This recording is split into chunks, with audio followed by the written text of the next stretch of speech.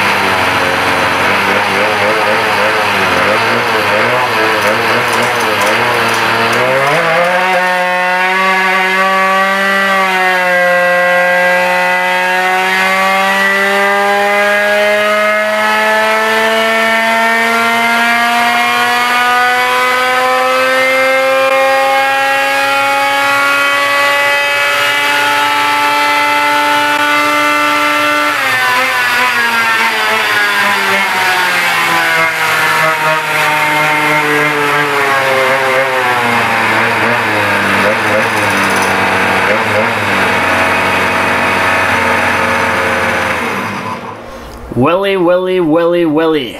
Success at last.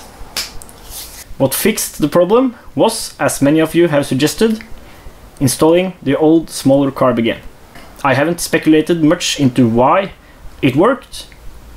I'm sure you will have some good theories, but it works. It did rev, but it felt a bit gutless or weak, so I gave this ignition unit the same treatment as I did with the old one. I advanced everything above 10,000 RPM, above my map, with 5 degrees. So 20 degrees became 25 degrees, 18 degrees became 23 degrees, and so on.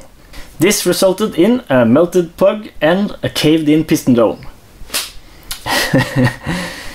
So, I'll get a new piston, I'll put a light on the ignition, and I'll install an additional power jet to this carb. It might have been too lean, or I might have advanced the ignition too much. This must be the first time I'm actually excited about melting a plug and a piston. Thanks for watching.